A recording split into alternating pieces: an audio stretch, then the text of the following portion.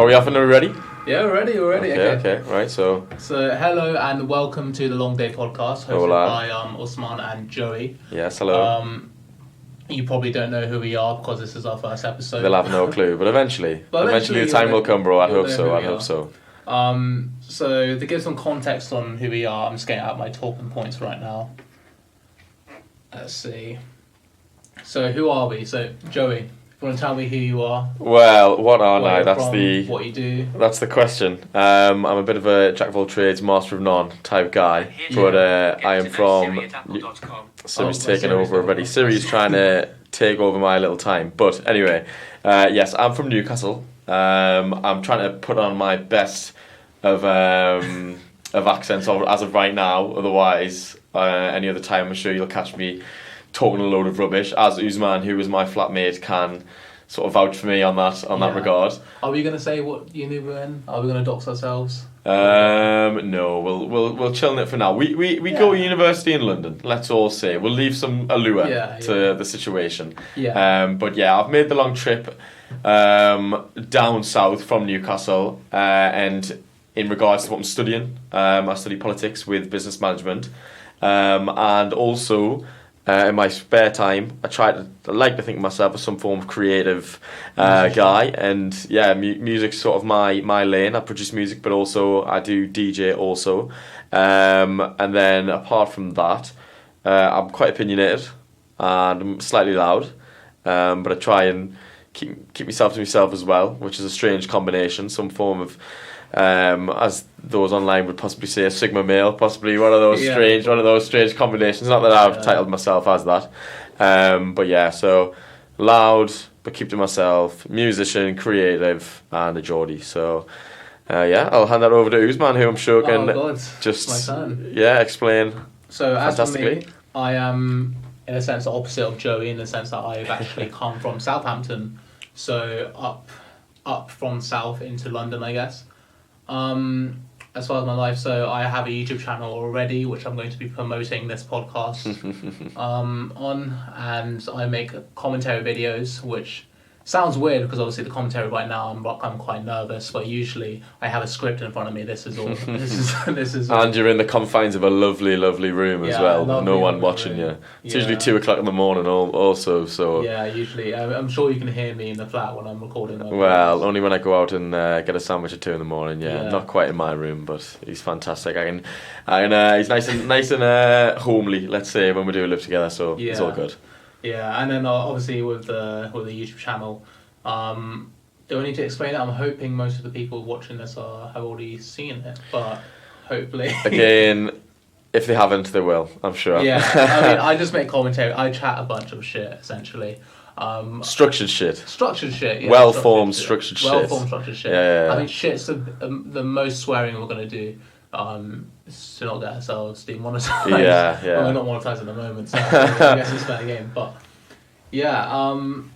that's me really. You could say that we're both content creators. Yeah. And I think one of the topics that we did look at, regarding sort of what it is that our intentions are, sort of when we want to start the podcast, was literally because we do both have a creative venture, and we both very much enjoy expressing ourselves, but we also consume long form media such as this, and we want to venture into those sort of realms because we feel like we'll have quite a lot to say. Am I correct in saying? I mean, that's the thing. Like, my videos tend to be 4 to 5 minutes of runtime. Your songs, I doubt there's a song that's like 10-15 minutes. No, not yet. not yet.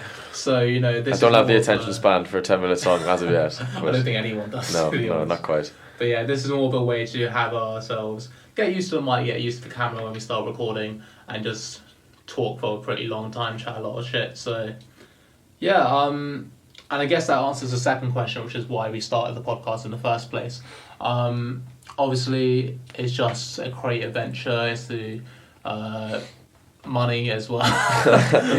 That's the life goal. That's the life goal. Money. Yeah. Ad revenue. It comes. So it will come, I'm sure. It will come. Okay, so first talking point I put down. So is success in the content creation space easier or harder now that it's mainstream or saturated? So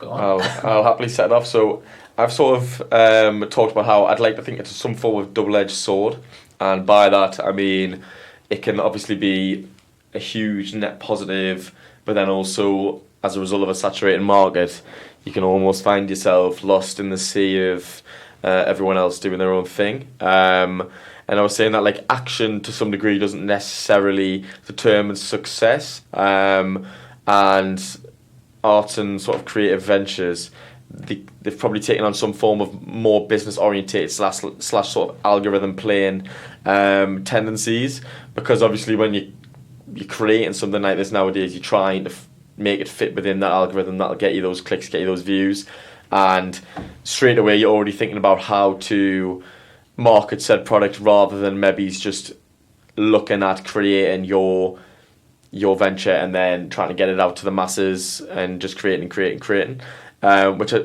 don't think is a bad thing necessarily. I think a lot of music, film, podcasts, all this sort of stuff, it is 90% business, but I think it makes you think more business oriented. But the double-edged sword is that it's never been easier to create, and obviously the resources that you have around you in terms of YouTube's the best one. You got things like Skillshare, but YouTube's not behind a paywall, and one day we might have a Skillshare link where we can give you that for a month free, who knows. But you've got all this learning ability like right there, and you can also share it yourself, so that's a massive positive for creators. But I think it's just about how dedicated you are to actually getting said product out there. No, I think definitely when it comes to creation, the most key component of it is consistency, because I feel like you can have the best with creation. There's like a spectrum, I imagine. There's personality and sort of like your stage presence, and then there's consistency and your sort of business side to it. And I think that the best content creators tend to have a good middle ground between there, because basically if you upload something consistently but you have no stage presence whatsoever, then no one's going to watch your stuff. And likewise, if you have the best sort of personality in the world, but you only upload like once a year, then no one's going to watch your stuff. So it's just a case of, I wouldn't say it's saturated, because the nice thing about content creation is that it's by an individual. So because of that, it can never be saturated, because as long as there's people in the world, there's always someone available to do content creation. That's why I think it's such a good venture to do in your life, even if you have like a stable job, like you're a doctor, you're a lawyer, etc. I think most people owe it to themselves to go into some sort of content creation, just for this chance that it could be something bigger, because then you're living by your own standards, you make your own work, etc. But I also think, as you said, it's probably a double-edged sword as well, because you live and die by the people. So there's lots of content creators who just like they come up, and then as soon as they come up, they fall off just as easily.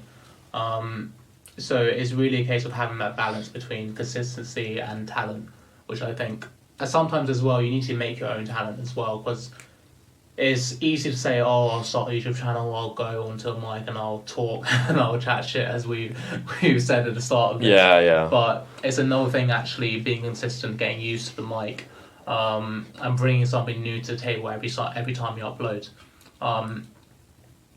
So yeah, no, that's my take. I think it is definitely saturated in the sense that loads of people are doing it, but I don't think it can ever be completely saturated. I don't think it can be saturated. It's just getting more saturated because people just see more people doing it. Literally. Off the back of that, there's a few things. So when you're talking about the consistency, I think that is literally true in any regard of life ever. And I think there's so much out there these days about the idea of delaying gratification, and people think they can just be the best at something overnight, and that's not how it works. You don't just wake up one day after maybe not even taking some form of course, just waking up one day and sorry, I'm a little bit bunged up. I've got a little bit of that freshers flu, as they say. And if you're willing to put in that work every single day, even if it's incremental, slight little part, as you're saying, you'll find your charisma and your sort of voice. The more you work, the more comfortable you get, and that's when you obviously find that balance. But also, touching on what you said about having that creative venture outside of, say, if you had a 9-to-5 or some form of, even if you're just in education studying, as we are, it's some form of solace away from that sort of rigid lifestyle that you lead in terms of whether you're getting up and going to a 9 to 5 or you're getting up and you're going to lectures, seminars, doing exams and such like that. When you've got something that you love outside of that world, but is also a net positive because you yourself are creating something, it gives you that bit of that drive to go, well, you know what, I'll work extra hard today because I know that later on I'll be able to create and do the thing that I'm passionate about. And sometimes in life you have to make those trade-offs to actually get yourself in a position where maybe 5 years time we are saying, right, you know, not in 4 years with me when I'm doing a year abroad, where we finish university and go, right, we don't necessarily have to go straight into looking for a career job. We've got something here. We've got a podcast, you've got a YouTube channel, I've got music. We can maybe take a year out and pool all our time into said creative ventures and then find out whether or not you're made out for it or not. And if not, you can go back to just doing it on the side, or if it works out, you do your thing. So but that's all part of life, isn't it? You know what I mean? Yeah, I mean, working it out. On the topic of 9 to 5s, would you say people demonise 9 to 5s too much nowadays? Because I always see the rhetoric of people saying, "Oh, 9 to 5s are horrible. Like, you know, you shouldn't be working 9 to 5 for financial freedom, etc." But if you think about like having a 9 to 5, going up in the morning, doing a work which you've studied hard for, you got a degree in, come home to a nice wife, family, and kids, eat dinner, rinse and repeat. That doesn't sound too bad when you say like that. Not at all. Not at all. I would say, off the back of that, I think that comes as a result of this whole entrepreneurial sort of generation who, and I'm not saying it's a bad thing, but online, a lot of people say, you don't need a degree, go and be an entrepreneur. Some people can't be entrepreneurs. This is gonna be like if I had some FX board, I don't know how to work it, but if we knew how to work it, I'd drop the bomb and it'd go poof, and I'd say some people aren't smart enough to become entrepreneurs. They don't have that sort of IQ, not necessarily IQ, but they don't have the drive and the understanding. Because I feel like what's bad is that the dream of entrepreneurship is being sold to so many people.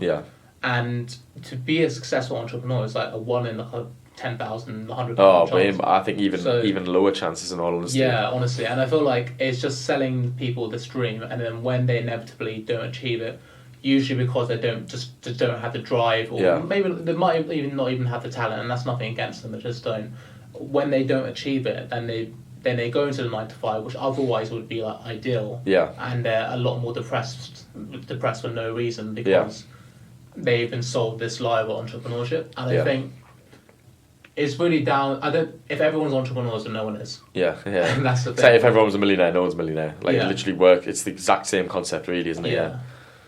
But no, I think definitely. I'd say 9 to 5 isn't bad, but I think if you want to get out of the rat race, if you want to escape the 9 to 5, then you have to do it like prematurely. You have to do it at this stage, definitely. Mate, you have to be comfortable doing that thing. I mean, there's maybe millions of entrepreneurs out there, but you know, business owners, people who've started a lot of stuff online, who themselves at the start were that person who was working hard in that job, waking up at 5, travelling in with all the commuters on the tube or on their local bus, and they're going into work a job they don't like with people they despise. But there again, we'll say about creative ventures, it doesn't just have to sit within the podcast world, the music world, or the content creation world. You can also sit there at your job and know that come say 5 o'clock, by the time you get home at 7, you can then spend a few hours working on your business. That is what motivates you to get out of that. So, and the thing is, I think there's an overnight expectation now, especially within our generation, because we didn't mention it, but I'm 21 and Usman's 20 years old. So 20. Yeah, exactly. I'm 22 in like 2.5 weeks. Yeah, exactly. I had to remind you in some regards because I knew it's literally just happened. But like we ourselves are in that situation now where we are going to be sort of grinding for the next few years, but a lot of the people our age, they see things, especially as a result of social media, where they've seen people just get famous overnight, totally overnight, and it's a fake success, sells you a dream. People don't get famous overnight because people see like the come up, they see like the spike, but they never see like the ages and ages of just nothing for ages. Oh, of course, yeah. Like any like YouTuber who blows up, any Instagrammer, etc. and they're doing nothing for the majority of the time. Yeah, they're of getting course. nothing, and then all of that compounded interest, compounded time, kind of like blows up in their face in a good way. And I think that's what people see, and that's what people try to replicate. But you can't make an explosion if you got the TNT. Yeah. I shouldn't be saying these jokes because I'm brown. Yeah, and I can't laugh at those jokes because I'm white, so we'll keep that one. Yeah, but I don't think there's no such thing as overnight success unless like, not even though there's no such even like there's an argument to be made like the Kardashians etc. Like they're famous for being pretty, but you know how much time girls put into their makeup. Oh, of course. But even then, they have a whole network. I mean, her dad was an Olympic runner. Kris Jenner, from what I've heard, I mean, I've just finished the new Kanye West interview. And the way he talks about Kris Jenner is like she's some sort of Bill Gates type of figure. Yeah, they're very smart people. Yeah, of course, and they market it that way. They market it in a way that doesn't make you think that, which is why so many like a certain type of people sort of gravitate towards that demographic of content. And thing is, you don't get to that. And again, this is piggybacking off what you've just said there. No one sees the hustle behind the success. They just see the success, but the difference is some people are willing to put in that hustle time that whereas other people would probably sit there and go, but who's going to listen? There might be people, sometimes I look at my music and I put out a track and it gets 4 listens in a week, and maybe it was a year and a half ago, I know I went through a period of time where I didn't release anything for ages because I was like, I need to wait until someone releases my music or until I've got a following. Yeah. But the thing is, you're never going to do that unless you actually get your work out there, and it's being comfortable with being that person who is grinding but isn't necessarily getting anything yet, because that's where you get the real results, and that's what holds a lot of people back. So it's the same with me with YouTube. Like I put off YouTube for like a whole year before I fully started because I put out some videos, they didn't really do anything. Because for some reason I expected them to do so, even though I look back on them now and they're objectively bad. And then I don't do anything for a year, and then like, tell what, I've got to just invest my time into it. And I think that's the main thing. That's what content creation is really. It's more investment than anything. It's investment of time, investment of money definitely for the equipment, etc. But it's also an investment of like interest as well. Yeah. You need to have like a genuine interest and a genuine passion for it and a genuine drive for it. Oh yeah. And if you can't invest your energy into it, then you're not going to get anything out of it. Literally. It is really, you get out what you put in. And obviously it sounds cliche when I say this, but every single view I'm always grateful for them. Of course, literally. Cliche. But I don't know these people, so I'm not grateful for the person. Yeah, no, literally. But like, I'm grateful for the fact that is another step in like the right direction, and I think that's what a lot of people fail to realize when they first start like making content, is that having one view is better than none. Oh, having 100%. no views is better than having nothing out there, and having nothing out there is not good. Mate, don't even start me on that, because I know so many music producers who they might sit like all day and make music, but they also sit on all of their music, and then they sit there and they wonder why is nothing happening.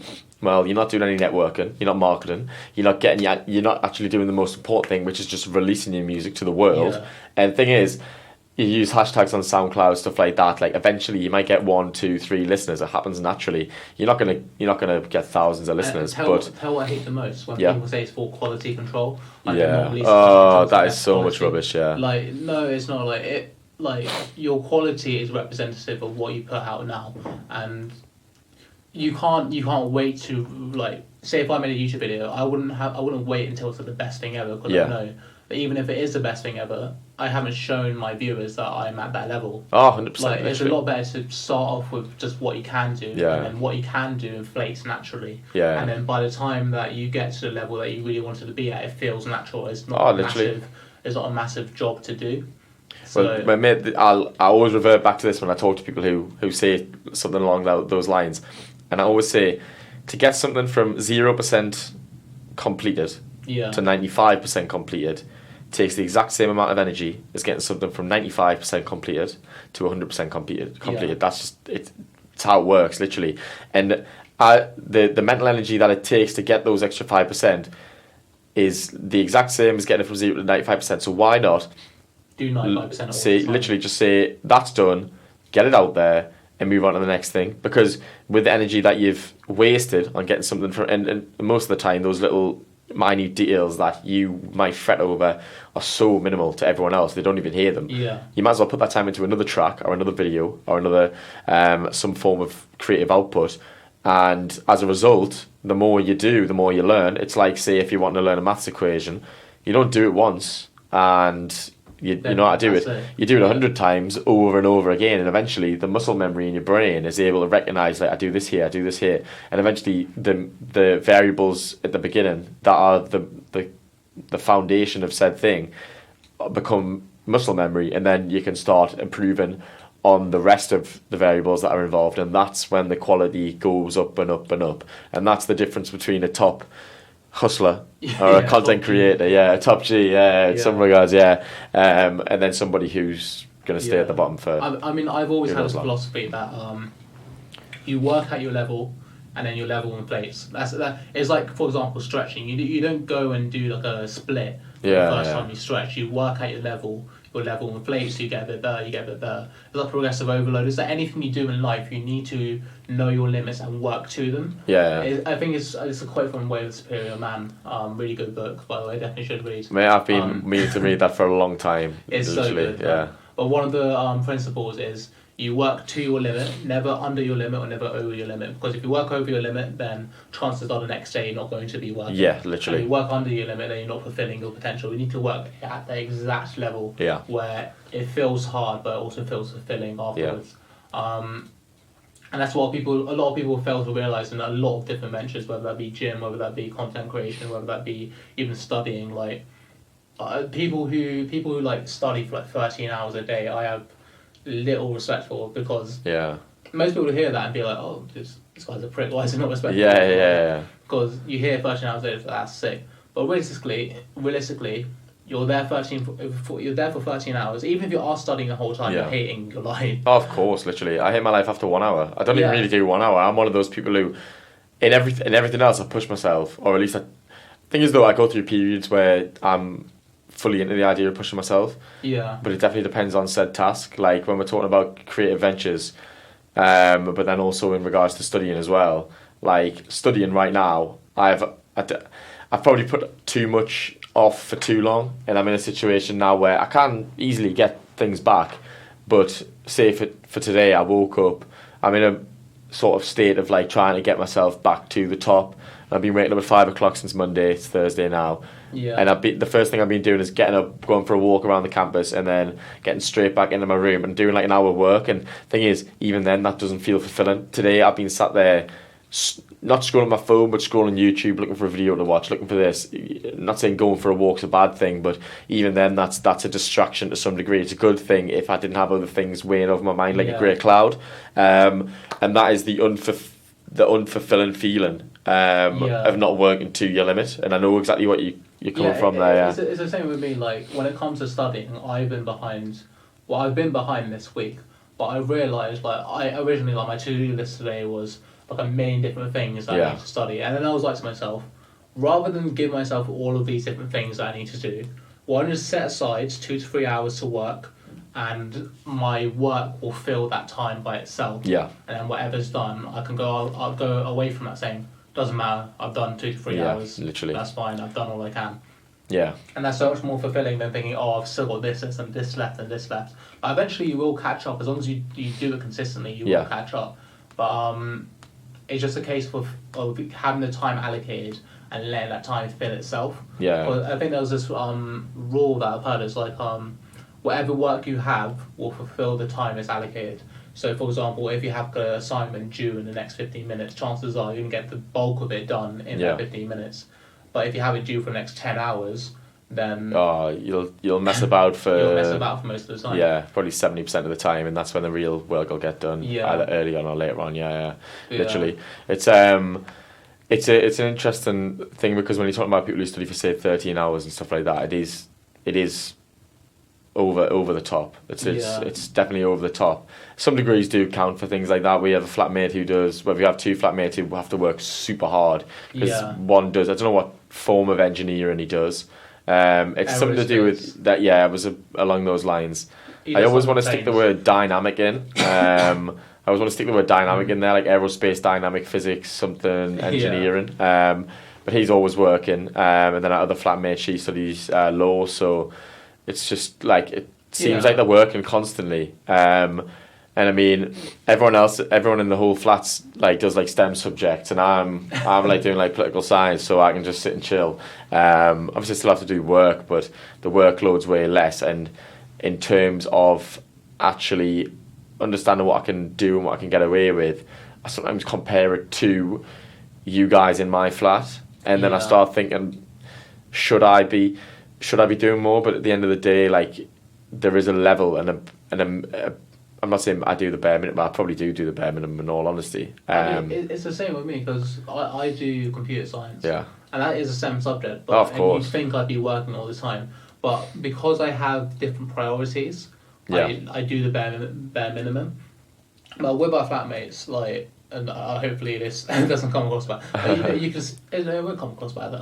You can see that they have a genuine interest. Oh, of course, literally. Like, law, engineering, etc. They have like that's a specific career. That's a degree that gets you in a specific career. And that's like and you do that to get a job, literally. And their attention isn't divided because with me, like computer science is more of a means to the end. To an end. So if my actual passion falls through, then I have a good degree that will get me most jobs. Like that's why I'm putting in the bare minimum. Oh, of course, yeah. Whereas with our flatmates, they want to be lawyers, they want to be engineers, They have that passion. Yeah. So I think we're all working equally as hard. It's just that with us two, our attentions are divided because our degrees are more of the side. Oh, 100%, literally. Our actual ventures. Yeah. But with them, their degrees are their side hustles as literally. well. Like, that's what they're interested in. Oh, mate, I mean, I've just come. I mean, this is the thing. This shows how little attention I have been putting into said degree. My friend is studying over in Valencia in Spain. I decided on a Monday to just go away to Valencia for 4 days and miss 5 hours of lectures and seminars.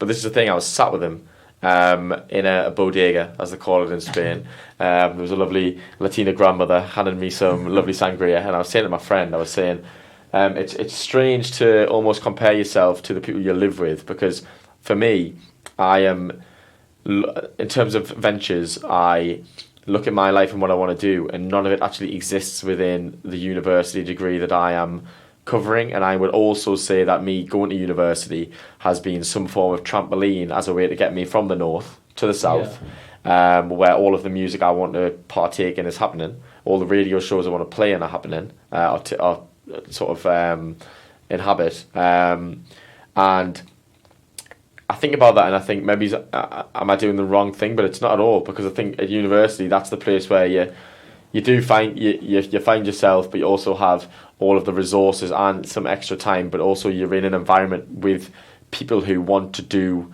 well. And mate, I feel it's crazy that we are in a very the same flat together, because we live in I remember the first, like, obviously we talked prior to this, but in terms of what sort of bonded us, we were talking about the gym. I was saying I want to start the gym for ages. Hamza was, I've just called you Hamza, mate. Like literally, this is, do you know what I mean?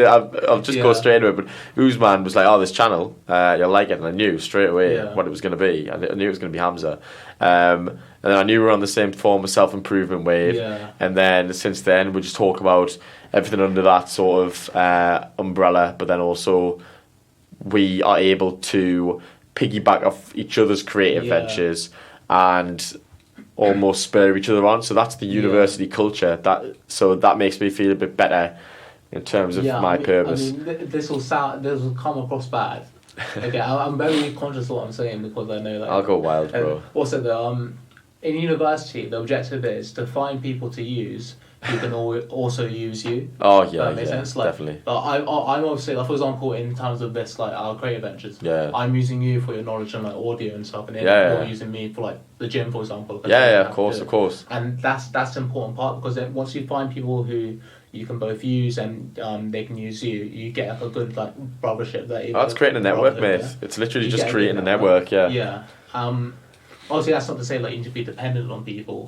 But it's definitely a case where you need to find people who are on your wavelength. So a bit of life advice there for university. But I definitely say, like, for me, because obviously again I'm brown, growing up in like a brown household, my older siblings have always been like the very dedicated sort of disciplined types when it comes to like school and work. Yeah. And for a while I was that. Like, I was the smartest in my like primary school class and stuff. Yeah. Secondary school I kind of fell off because I started having fun with my life. Very much same. Very much the same. But I kind of found that like I always used to compare myself to my older siblings, like, oh, I don't work as hard as them, etc. Like I should be in like A stars and across the board and everything.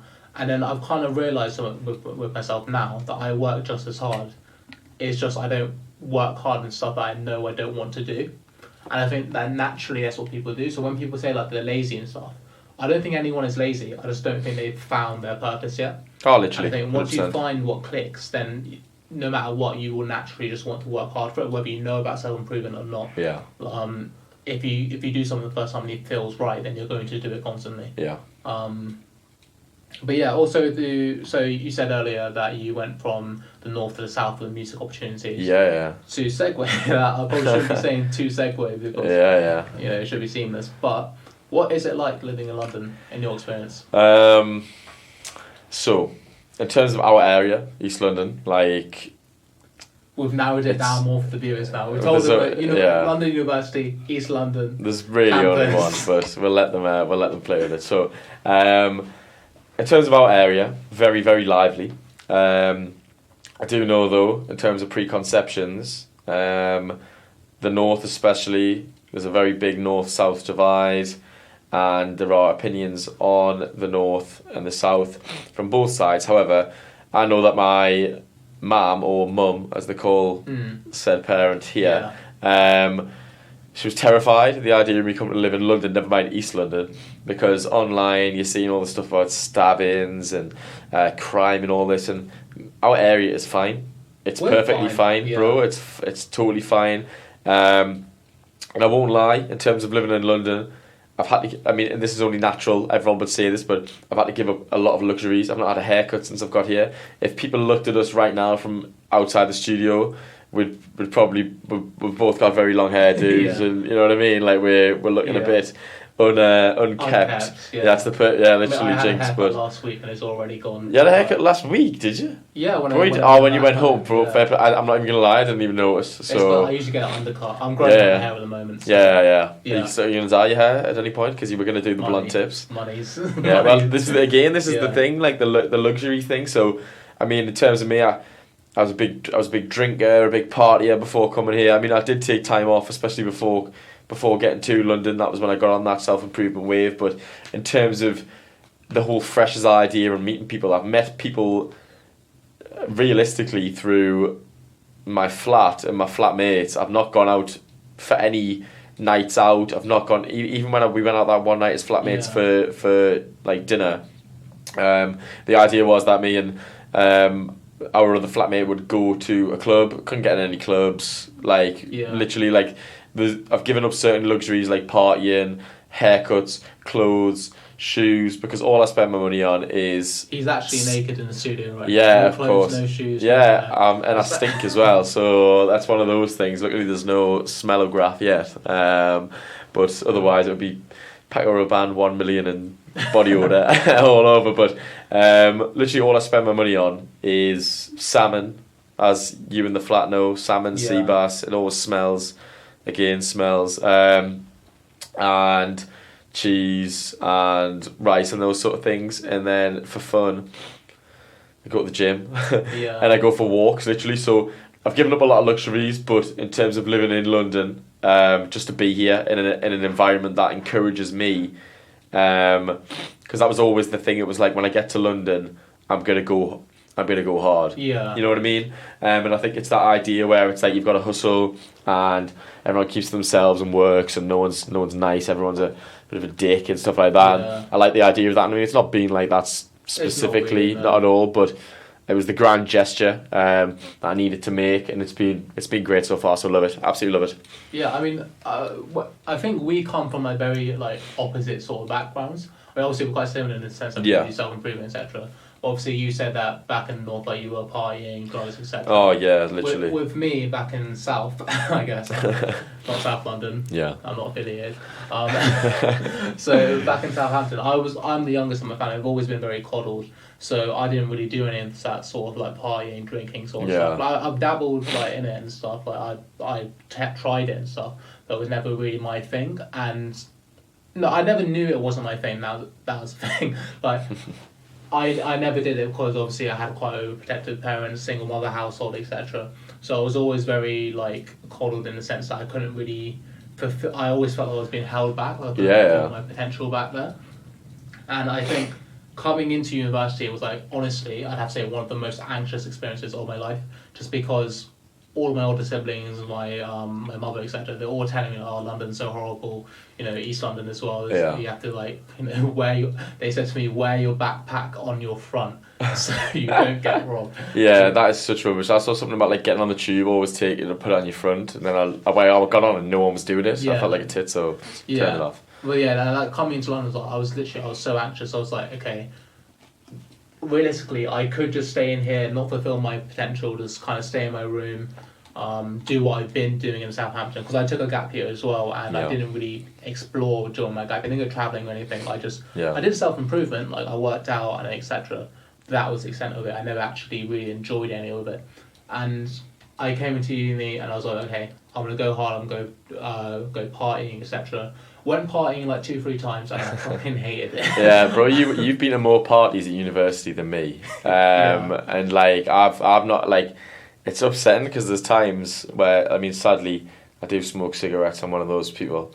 But I go out for cigarettes at like 12:30, 1 o'clock at night. Yeah. And like, there's people just going wild. And the thing is, like, in terms of the partying, because I'm 21, I've seen 2 of my best friend groups go to university. Yeah. And also, I've experienced freshers multiple times. I've seen them move in, 2 different friends groups move into 2 different sets of halls. I've both seen them then move into university houses, and now my 2 best friends are now on their year abroad internationally. So I feel like I've already done that. Do you know what I mean? And that was always the intention when coming here, where it was like I've done the whole fun, freshers, partying aspect. Now it's time to get down to the nitty gritty and do the work. But it does kill me sometimes. I mean, we sit and we have dinner, and you know this better than anyone. I hear it, or I see girls walk past, or I see like a group of guys and all their friends all going, for a night out or something like that, and it does kill me. But at the same time, I wake up the next morning fresh, happy, ready to go for the day, and I've forgotten all about that little. Lapse in your sort of... It's not even a lapse really. It's more just like an internalized like human nature thing, like FOMO. FOMO, literally. Yeah, of course. But I think that's why we're so lucky to have the flatmates we do, because everyone is like we've never had a flat party. We've never. I don't think I've ever had it. I think the one time I've had some alcohol with you guys was when we went out for dinner. Yeah. And it was only 3 of us drinking out of 5. And that's the thing. Like, I'm not in that environment that encourages it, which is good. So when I do see it from inside our lens of our flat, it's a lot safer, let's say. Yeah, I mean, it's obviously not to discredit anyone who goes into not at all. Partying, etc. Yeah, not at all. I think we're just like in the sense that all of us as flatmates are on the same wavelength when it comes to partying and stuff, where we're happy to go every once in a while, but it's not really our thing. Yeah. And that's what I experienced when I went partying for the first time. Like, I'll take it back. I didn't completely hate it, because during the moment I really enjoyed it. Oh, it's always good fun. But coming back from it, I was like, I can't do this all the time. I don't know how people do this all the time. And I realised it's not really my thing, in the sense that this is not how I want to meet people and make friends, etc. through this environment, because I know it's all going to be very superficial, and not because those environments. Definitely. Not because those environments in particular breed superficial relationships, just because I know I'm not part of that. So if I try to force myself into that lifestyle, it's not going to work. Yeah. And maybe if I wasn't so coddled when I was being raised and stuff, maybe I would be a party guy. But it is what it is now. Yeah. So there's this misconception that a lot of people make, which is anyone who's been raised really strictly at home, as soon as they go to uni, they're the biggest party. Yeah. Usually, if they are like that, then fair enough. If they genuinely enjoy it, fair enough. but usually it's a sense that they're just trying to do what they feel is like fitting in. Yeah, they've missed out on it as well, haven't they? So it's like their own. It's FOMO, literally, and now they've got the opportunity to do the thing that, say, because I think the people who used to do that prior to, say, university were often looked at in a worse light, let's say, like the people who would go out, especially, I mean, the culture is definitely different here to the northeast. Like the northeast, for me, we used to hear about kids, I mean, people were getting drunk in school at like 11, 12, 13 years old. I remember people getting kicked out of school for like smoking weed, selling weed. And then in terms of like house parties, I think everyone started drinking at like 15, 16. Yeah. So there's a bit less of a sort of stigma around it. But even then, like, it's the freedom aspect, I think, because when you do have that party, say, as a teenager prior to university, there's always that impending thing where it's like, I've got to go home, or there's always a parent in the house, or there's a parent who's calling me, like, are you okay? Whereas now it's like, oh, I can go back to my flat, and that's when things go wild. That's when things get off the road, because I feel like a lot of people, when they come into university, they kind of forget that they have people to go back to, and that's sort of the worst mindset to be in, because like, it's one thing, like, partying stuff is all good, but you always need to have like a home to go to. Oh yeah. And I think we're quite fortunate in the fact that because we have good flatmates, we're not really encouraged to go into like a sort of lifestyle that we internally, like, deep down don't want to do. So like, as like a university advice for like people in general, if you want to go partying, try it out, but don't feel inclined to do it all the time. Like, because chances are people who are doing it all the time probably have been doing it all the time before. Before that, like, they're that type of person. So you don't feel like you feel the need to fit in with people that you don't fit in with. Because in university, if you go looking, you'll find people that you fit in with easily. Like, it sounds really bad. I said this like 3 times today, but I don't think there's a single excuse not to make friends in university. Oh, not at all, literally. Not at all. I see like online, like, people saying, I'm in university, I just stay in my room, like, no one talks to me, like, etc. Like, that's your fault, not no one else's. Like, literally, like, I remember in the first few days, I was like, right, I'm going to keep to myself. Even in the flat, I was in the flat. I ate my dinner or my tea, as we call it in the northeast, in my room, watched Netflix, and I could hear everyone in the kitchen having a good time. And naturally, after 2, 3, 4 days, I thought, I can't keep doing this. I've got to just partake.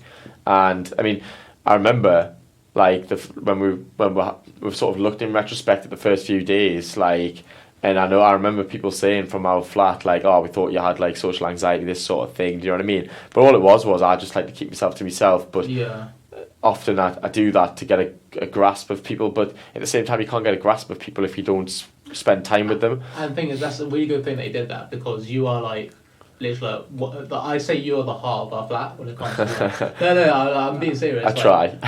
You are like, I don't know how it was when both of us were not in the flat, because I went to home, you went to the lecture. Yeah. But it was both the same sort of time as well, wasn't it? It was probably pretty dull. We got back on the same day, didn't we, actually? And you went a few days prior to it. So I missed out on the gym for a few days, actually, because you were like the gym king. I felt scared to go in the gym if Usman wasn't there. But it was probably in total from you leaving and me and you coming back, it was probably about a week sort of time, So who knows what it was like. But I mean, another piece of advice for people going to uni, I guess we're just doing uni advice now. Yeah, well, we're here, we might as well, But another piece of advice for people in uni, if you can, try to be the leader in certain situations. Yeah. So for me, like, I could, like, it sounds so cringe when I say it, like, I was group leader when it came to the gym. Yeah, literally. And it felt really good, because I was like I'm responsible for like you three,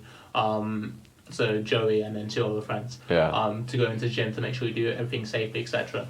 And to kind of bring people up with, there's no better feeling for that. Yeah, definitely. Obviously, circumstances have changed now. I've kind of gone back to square one for my own sort of development. Yeah. But I can confidently like leave you guys to your own devices, which is really good as well. Yeah, so, definitely. I mean, definitely, if you're going to university, if you have something you're good at, and you know other people could potentially be interested in it, say for example you've been going to the gym or something like that, then just invite people and get them to go with you, because then you become like a leader for one, but also like there is a level of respect that you get from people as well, which is like invaluable because then you actually feel needed. Yeah. And I think the best cure to like being lonely, etc., is feeling the sense of being needed. Oh, definitely. As well. So.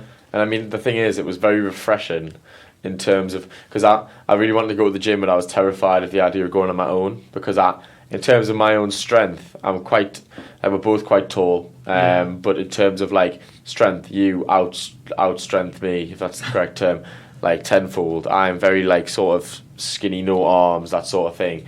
And it was always terrifying, the idea of going to the gym and not knowing what I could lift, possibly lifting very, very small weights, the idea of people looking at me silly because I couldn't lift, you know what I mean? Like, it's not like that at all, but I was looking for someone like Usman to help us out, and he did, but also along that, I've met two fantastic guys who Usman himself also invited, and now I'm going to the gym consistently, either going as a 4, a 3. I went as a 2 with one of the guys the other day. It's a great feeling, and I look at those two lads alongside yourself as well, and I think they're friends. Do you know what I mean? The thing is, we've never had a drop of alcohol together. We've never gone out partying together. We haven't gone out together yet. We need to go do something. 100%, bro, 100%. But this is the thing, like something like in terms of like people think that the only way to go out is and make friends is to do things like that, but joining a society or going to the gym or talking to people, because if you don't want to go out partying and having fun, you're not the only person in the world. You know what I mean? We literally have a whole society in our university that's dedicated to being sober. Really? Yeah, sober socials. I didn't know that at all. No. When's that? They do things sporadically, like every so often. I need to go. It's pretty good. I went there once. I remember when you went actually, but I thought that was just a freshers sort of thing, like a. No, it's a whole society. Really? I might have to go. To the group chat. No, do it. Yeah, it's definitely. Quite good, yeah. And there's like loads of people there who still drink, but they want to hang out with people when they're not. In a sober, and that's probably where I fall into, because I know that on the occasion, say, because again, I've got friends who I go and watch football with, and the thing is, one of the things about university as well, you'll meet people who, in the time, will be your friend, but like, for example, all the lads I go and watch football with, one's from Washington DC, the other one's from Colorado, the other one's from Berlin, but they're only here for a semester. But I guess what I was saying before I sort of digressed from that was that we sit and we'll have a beer. Might have 2 beers, one per half, and we'll have a good time. But that's the sort of limit. Do you know what I mean? And it's within the confines of watching football, something we connect over, because they're all getting into football as Americans, and obviously me and the other guy from Berlin would be, because there's a lot more of a culture in the country that we come from. But there's ways of enjoying the things you love without going out on a night time getting super drunk. And then, because when you're talking about superficial friendships, mate, I've made so many over the years, through partying, through staying up till 6 a.m, through doing stupid stuff, drugs, drink, going out to clubs and going to afters and whatnot with people. And the thing is, you've got all these people that might follow you on social media, you might be on the private story in Snapchat, but you don't know them. Do you know what I mean? And like, you know them on a very superficial level, and I guess that's what would probably happen in those situations if you do go to those events. Not that is definitely what will happen. You can meet people that you'll be friends with for life in those situations, and I have. But it's not the only way to make friends, I guess, without sort of convoluting it too much. Again, it's nothing against people who like partying. This is just like advice for the people who are like us, in the sense that they don't want to be forced into a party environment because they think that's a uni thing to do. But another thing, I'd say, like, all the best friends I've made through uni, I haven't talked to at all, or like barely on social media. Yeah. Like you and the guys from the gym, our families, etc. Either we iMessage or we talk in person. Yeah, literally. Yeah. There'll be so many people in this university who have like 100 people that they've met who were like, oh, follow me on Instagram, I'll follow you on Instagram. And like that's the thing, and it's like, it's fake connection, obviously. I've done that. I've followed so many people from uni on Instagram. And I don't know who half these people are. Oh, of course, literally. And again, that like, I sound like a prick here, but it is the thing. Like, I don't know half these people. Yeah. And what I would recommend doing, like a bit of a tangent, what I tend to do every so often, I was going to my social media, I go in my following, and I just purge everyone. That's and the then one. I can have a better I have a better understanding of my social status in the sense that I know the people who I actually care for. Yeah. So yeah, I definitely think that's a good thing to do. But anyway, when it comes to uni and stuff, when you get into uni, the most important thing is just be yourself as well. Oh yeah, definitely. A lot of people come and they think they're gonna have a whole new personality. Yeah. And they're gonna be a whole new person. And that everything they may have had experiences back home where they want to kind of forget or move on from, or completely disassociate from. And I think that's not really how you become an interesting person. Because if you're a whole new person, then you've got nothing new to say. But I'd bring issue with that because I think I fall into a category like that where I have had not necessarily events that have happened, but maybe I don't like the person that because when we're talking about the idea of going out and putting on that persona, I feel like that was me back home in Newcastle, and the people say that I hung about with, not necessarily my best friends, but there were times where I felt pressured to go into that going out environment. And as over the last year, I've discovered self-improvement, I've realised who I am, and rather than become a new person here, I've just felt like I needed to get out of that bubble to truly share the person who I am deep down. Do you know what I mean? Because so there's a I get where you're coming from in regards to people changing their whole So changing the whole personality, that's a different thing. But feeling like you maybe just want some form of clean start, because preconceptions are such a labels and preconceptions hold people back so much. And in terms of how the people, and I'm not saying this is true, but I think there's a way that people view me who've known me for years through school, sixth form, and just going out and meeting people. And then there's also me deep down through finding who I am through self-improvement, going sober for a while, tapping into your own self through journaling and meditation and stuff like that. And you realise who you are. And then maybe if you do come into contact with these people again, and they almost talk to you like you haven't you haven't changed. You know what I mean? They haven't changed. You know what I mean? And that's the thing. That's why a lot of people are stuck in that high school mentality, but they expect you to also as well. And I guess what I'm saying is sometimes you have to shed the, not necessarily dead weight, but shed the skin that was almost holding you back to feel comfortable really going for what you believe in and what you want to do. No, actually, I do really agree with that. I mean, to go on what I was saying earlier, so I don't think, so when it comes to university, obviously coming to university and changing the whole personality, I think that as a concept, if you're thinking I'm going to be a completely different person, it's good and bad in the sense that it's nice to have a fresh start, but I think the best way to have a fresh start is kind of have a clean slate and then bring yourself with all the experiences. Definitely. That's the best way to do it, because if you go into a fresh start and then you're also a brand new person, then you've got nothing to really bring to the table. Yeah, definitely. You need to bring your entire self to the table and say, this is who I am. I'm in a new environment, so there's people that care who I am. So why not just be my entire self without holding anything back? Whereas obviously when you have these preconceptions, you hold things back. As a result of people already knowing who you are, having a reputation. So, I definitely think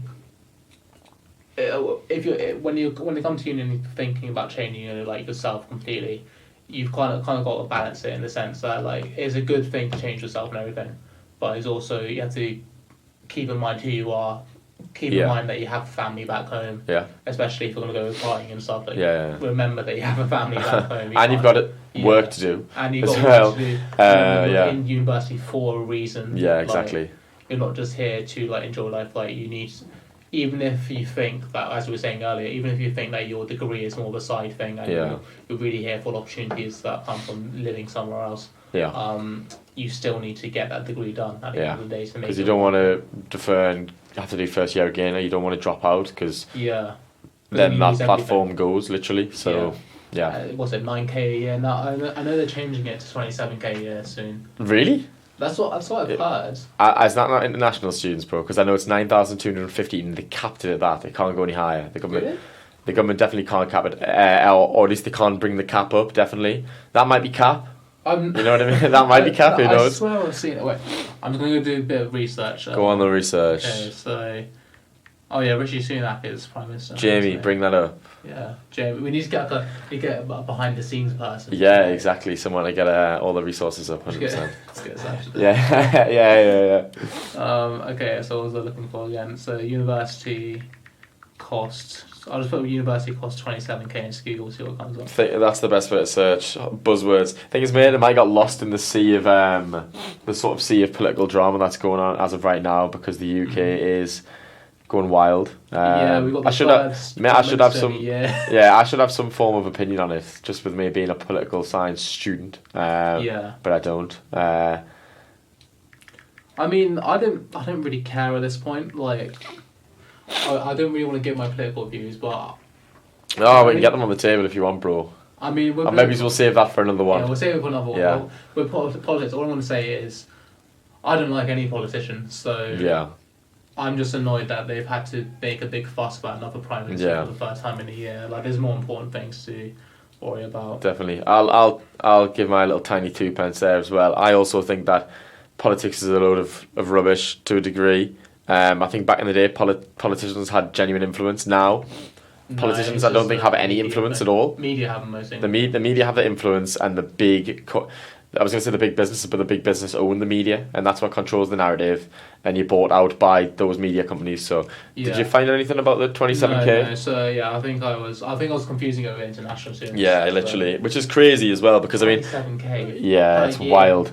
Thing is, we were gonna talk finally about what was the experience of going to university in London, which actually that's what's reminding me about it. The one thing that's really struck me, and everyone always talks about the multicultural aspect of London, and that's definitely true, 100%. I'm definitely in contact with a lot more, coming from being a white lad from the northeast. I'm in contact with a lot more cultures and, let's say, Asian people, black people, all these different places and whatnot. But the thing that's definitely stood out to me the most is I'm in classes with people from Denmark. We live with someone from Monaco, someone from Morocco. It's not just the aspect of multiculturalism. It's the international aspect of everything. And we're talking about international students, and people come over to. There's a reason why the UK is one of the leading educational systems, is because the schools are so good. But it's a hub for the best creative minds and the best ambitious people in the world, and you can feel that, mate. You can feel it. There's people there sat in my lectures and my seminars, and they really want to work. They want to be there to get to it, and the reason why is because their parents are paying £27,000 a year. But you can really tell, and I think that's one of the main things I've realised in comparison to, say, when I've gone, say, on campus with my friends back in Newcastle where they studied. You can really tell the difference. Going to university in London, definitely. Yeah, I mean, with university in London, I've been saying this for a while, but I feel more at home here. Oh, yeah. Sounds weird. At first I thought it was because there's more multiculturalism, but looking back on where I came from, I came from a fairly diverse place in Southampton anyway.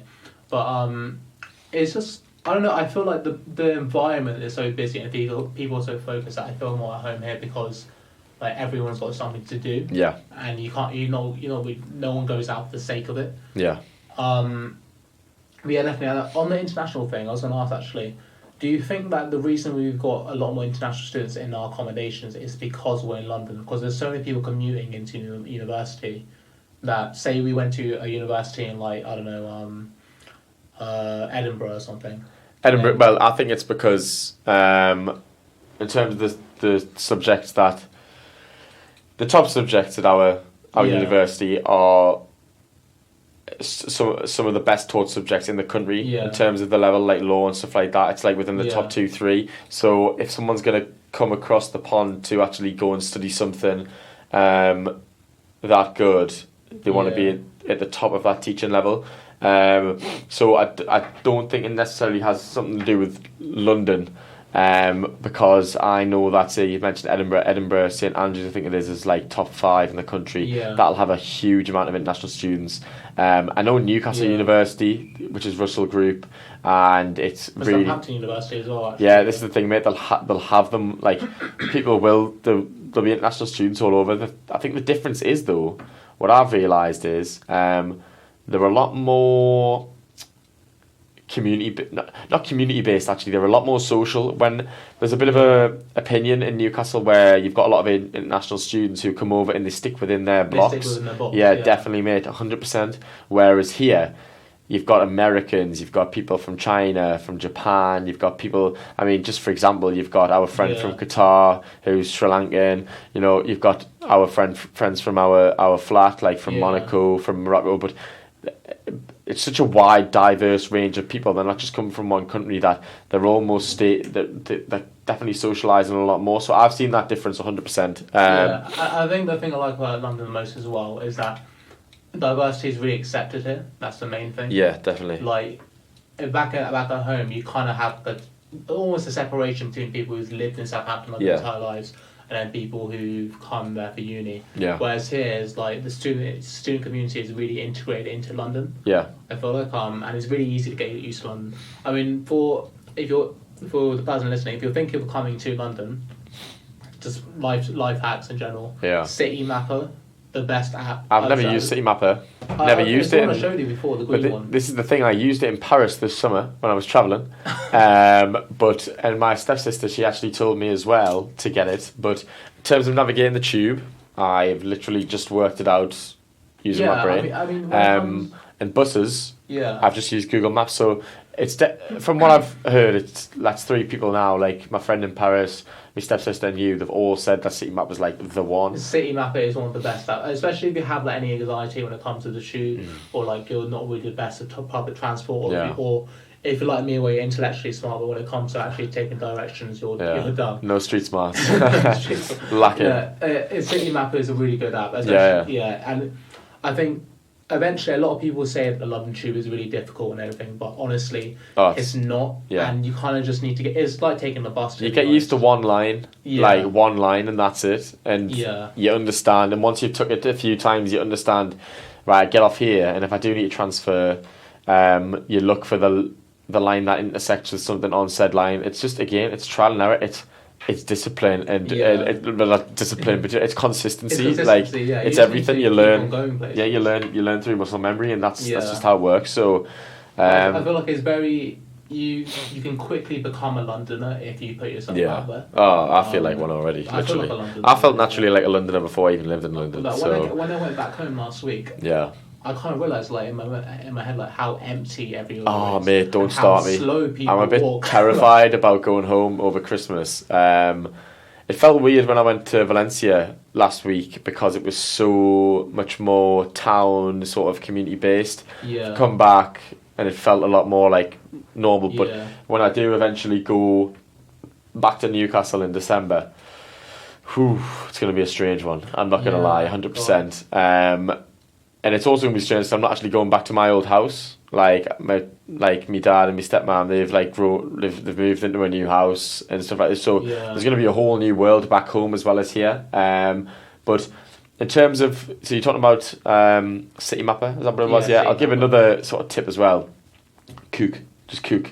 You've got to cook. Oh, sorry, cook for the audience that aren't from the northeast. For most people, that's cook. And if I talk about any books. Or any baths, which is a bath. I'm sure eventually once we do get monetized and we've got thousands of subscribers, they'll understand and start to love my northern dialect. Well, essentially, I am the translator. Yes, but anyway, moving on to cooking. Cooking's another thing in another world. But anyway, so you've got to learn how to cook because, like, literally. I think that, I mean, most of my money goes on food, but I do know that, say, I spend £15 in the shops, it feeds me for 2-3 days. I spend £15 on a takeaway, feeds me for an hour, 2-3 hours. Yeah, from me, a man who's had a lot of takeaways since he's come here. Like you probably seen me like just KFC bag into the kitchen bin. I will never ever forget the time where we were in, me and our other flatmate were in the kitchen. I said, "Ooh, delivery man," and I went, "Ooh, Usman." That's what it was. Like, it was like I knew, and like I didn't know, but it was like I saw it and I was like, I get it. But I mean, when you come to London, there is a sort of like it is worth checking out the takeaways. Oh, mate, 100%. Like the only reason I haven't indulged is because I have no money, and that's because my student loan is so bad, which should be amended soon, and then hopefully I can invest in some Wingstop perhaps, honestly, or I think pizza pilgrims to my door. Oh my don't god! go for the regular places like obviously Wingstop and like Wingstop and like Popeyes and stuff. They're really good, but go for like local places as well because with the local places, I find like a really bad place or you find a very very good place. Like there's one place called chickenandwaffles.com. Yeah. Some of the best foods. Like really? Yeah. Next time. Did you get chicken and waffles? Did you get something? I got chicken and waffles. Chicken and waffles is so underrated. The thing is though, it's not really. It's not an underrated combo. It's more an unexplored one within the UK. Yeah, like I would never ever choose to have chicken and waffles. In all honesty, it's so nice. It's like a waffle and like a fried chicken and then maple syrup on top of it. What's been the best food you've had since you've got here? Actually, takeaway or. Okay, it's between the Popeyes chicken sandwich, which was really good. It lived up to the hype, actually. Yeah, I've still never had Popeyes, so that's something I'll have to... The chicken sandwich, which I mentioned earlier. Yes, yeah. Not chicken sandwich, sorry, the chicken and waffles. That. And probably the pasta we had. The pasta was good as well. That restaurant was called Miss Scusi. Yeah. And we waited a while to get our table. But we're lucky our flatmate speaks Italian. Exactly. I speak some Italian. Ciao, allora. That's about the extent. But the food is really nice. Like I had some form of carbonara, but it had pig's cheek rather than something else. Like lardons, and it was lovely. Had a tiramisu. But the best food I've had so far was my meal last night, because as you know, my diet since arriving here has not been very varied. So at home I do cook. But I cook specific meals, and I'd like to think I'm a good chef, but it's very specific. And to keep costs down and consistent, and also in terms of getting the right nutrients, I usually eat the same things: porridge with some Greek yogurt, and then I have 4 eggs with some kale and cheese. And then for me tea, I have some form of protein, which is usually in the form of fish, some form of kale, spinach, and some rice. However, last night I was feeling a bit under the weather, and I just bought some turkey steaks or turkey breasts. And rather than make some form of actual meal, I decided I'd make burgers, which I'll be having again tonight. Because Usman let me borrow some Peronaise, which was really, really nice. Peronaise is so good. So good, but I'll explain the burger. So you've got 2 bits of wholemeal bread, toasted. On one side, brie, and then the other side, Peronaise, some sautéed kale, and a turkey breast steak in each of the sandwiches, and it was just such a refresher from and it sounds like ridiculous. I come to London and that's my favourite food I've had so far, but I think when you go into uni, you kind of discover whether you're a good cook or not. Yeah. Because with me, I thought I was done with cooking because I never cooked before uni. Yeah. And I come in and I was like, not too. Bro, you're a chef. I'm a chef. Obviously, a lot of it I had to thank my mother for pre-marinating and freezing the chicken for me, which I literally have like in my freezer. Like, I have like hundreds of pieces of chicken. I was gonna say you said you came back last week with like 10 weeks worth of food. I literally have 10 weeks worth of food. I have about 50 like burger patties in my freezer, which I haven't. And then like my mum's made them. Like they're really not, like, so they've got real spice in there, flavors. Yeah. And then 50 lamb one, 50 chicken ones. And they're literally they're easy for me to just put in the oven. Yeah, of course. So, but obviously, I prefer the actual chicken just because I prefer like actual meat, I guess. Yeah. But those are still great, but I literally just have variations of chicken all the time at this point. Chicken with pasta, chicken with pita bread, pita bread. Did you say? I said pita bread. Pita bread. Wow. Pita bread, chicken with in a burger bun, chicken in a wrap, etc. Yeah. And then just some sort of carbohydrates like soup, potato chips, etc. And then that's pretty much my lunch. And I've started from yesterday intermittent fasting. That's a whole other ball game. It's fun though, but it's definitely strange to see you stick the window of eating food into like a little tiny confinement. But it's good fun. The main thing is, it kind of teaches you how to be hungry again. Sorts out your relationship with food. Because with me, I just eat when I'm bored. But now, like, I have to eat when I'm hungry. Which makes a massive difference. But I think we've gone through all of our talking points now. I guess this is a good time to close it off. I'd say so. I think we've had a successful first podcast. Yeah. I just hope the audio doesn't get corrupted or anything. Well, God forbid. Yeah. You're a computer scientist, bro, so I'd like to think that you can recover it. But I've had a fantastic time. To perhaps no one, or the few people who do listen to this, will be back next week, 100%. Don't say no one, bro, because we got to manifest it. Yeah. Well, to the millions of future listeners, who are listening to this in a year's time, like, wow, this was the very first one. They had so much ambition. Yes, there you go. You go. So yeah, thank you for the countless donations that you've given us in a year's time, and the ad deals that we've got, and also thank you just for listening. And we will be back next week. And yeah. Great chat, bro. Great chat. Respect. Should do my favourite.